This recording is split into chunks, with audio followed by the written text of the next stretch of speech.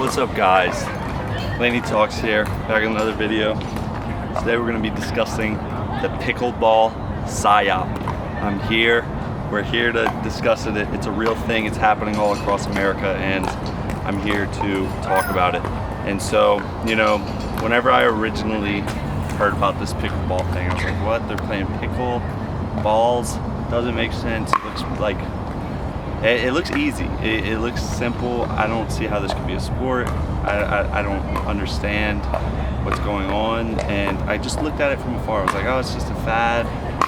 But then pickleball courts started popping up all over the place. You know what I mean? Here, there. There's one in Jean Lafitte. If you know anything about Jean Lafitte, it's way out there, man. It's a small little town in southern Louisiana. It's like, why is there a pickleball court here? It's like it doesn't make sense why there's so many people playing this around the world. And I think there's a few reasons, but comically, it's these towers that they have over here. You see this tower? Wait, where is it?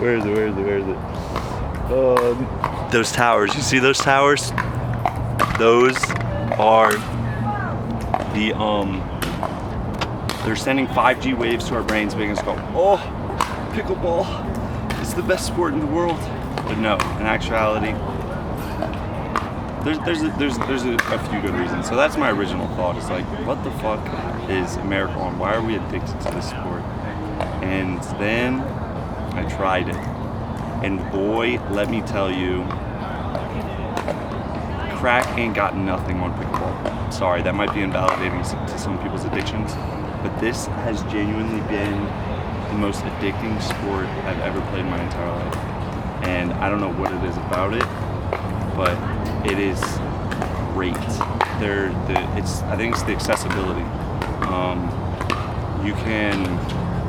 Anyone can really play it. You know, a paddle costs $20. You know, I'm sure you can find them for cheaper. You don't need any special equipment. The courts are out here. You don't even have to pay a fee at the one I'm at. I'm at an outdoor court. I think it's the accessibility of it all that really does it for everyone. Truth be told, you know, it's an easier sport. I'll say that. It's easier to get the hang of. You know, it's as simple as something like ping pong, but not as complicated as something as tennis. You know what I mean? It's super easy. You know, if you could play, if you could bowl, you know what I mean, you can do it. It's just how effective are you going to be at it is another question. There's also a very high skill ceiling, and that's always very nice whenever you're getting into something. It's like, but it doesn't take much to be mediocre at it. And so there's something about the accessibility of camera battery died. Always a shame whenever that happens. But yeah, so the accessibility of it is a big part of it. But I think there was something else that I wanted to talk about. Is something happened after COVID-19 where everyone thinks and is like afraid to socialize with people, and like thinks other people think that, and then also that there's nowhere to socialize with people. This sport is sort of giving me the hope that that is completely untrue. I mean, I can't even describe how many conversations I've had with strangers that were super intentional and just super fun, and just, it's like the pickleball community is so open and kind and sociable. You have to be sociable to be out here, but it's not hard to be social. I'm not a sociable person. I come out here and I can talk to these people, and it feels so regular. Like, if you are one of those people that feel that way, like, oh, ever since COVID, nobody can talk to anyone and everyone has social anxiety, you owe it to yourself to come out here and try this, because your mind will be blown and you'll have a different perspective on it. Truth be told, it's all a bunch of hoopla. All of that everyone's socially anxious and stuff. And this will lead into a different conversation, which is you need to get out there and sort of put yourself out there and find things that are, just that, find community somewhere. Even if it's a fucking pickleball community. I mean, I'm in a small town, and I'm saying there is a community out here. There's a Facebook group, all that bullshit. But genuinely, it's eye-opening, and it makes me feel so much more hopeful for, going into my life, trying to make adults as I'm becoming an older man. 25, pushing 30. It's great. And so I encourage you to get out there and play some pickleball. And that's pretty much it, man. This is what I've been doing the past couple of weeks. I'm just out here for this video. I'm just sharpening the iron because I thought it would be a funny call it thumbnail. I don't even know my YouTube lingo. That's how you know I'm not a YouTuber. But just get out there, be active. I mean, it seems like it's easy, but whenever you're playing it, bro, by the end of the session, you're drenched in sweat. If you're looking for like fun, fucking sweaty activities, pickleball #1. It's so much fun. You don't realize how many calories you're burning. You're drenched in sweat if you're outdoors. I'm sure indoors as well.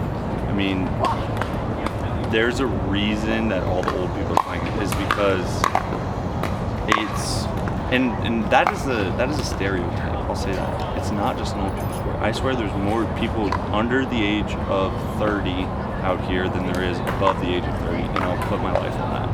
It's mostly people aged like 25 to 18 out here at this specific court. Now the good people are older, I'll say that. I think there's a lot more kids out here because it is the summertime. But I think old people are good at it just because it's fun and it doesn't feel like work. It genuinely doesn't feel like work. So if you're looking for something to be healthier, work on your social skills, and just make friends and try something new, find community, all of those things and more, I would just recommend just getting out there, doing something like this. Pickleball specifically, I'd say go do pickleball, you know what I mean? I could say, go find something else, go to the skate park, whatever works for you. But just go do something new. But really, go do pickleball. It's life-changing, bro. And I got the bug. I've been here, 3 weeks in a row, 5 days a week pretty much, or a month in a row, 5 days a week. And I can't, it's starting to become a problem. I'm not dedicating as much time to my regular stuff that I should be. And that's an issue. Not really though, you know what I mean?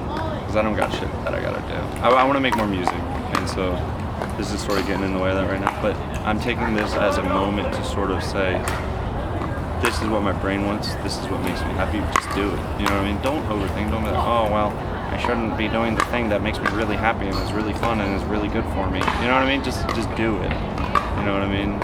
Not everything has to be this constant sort of wave of improvement that is optimized for maximum growth in the next couple of years. You know what I mean? It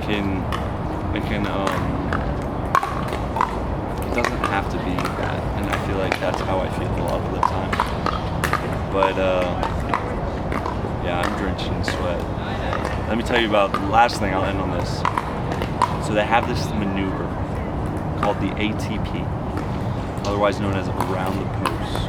Around the post. So if the ball bounces like here, it can go and end up over here, and you can smack it from this side to that. Let's see, to that corner on their side. And I hit one of those the other day, and I think hitting it in a month is above average, I'll say.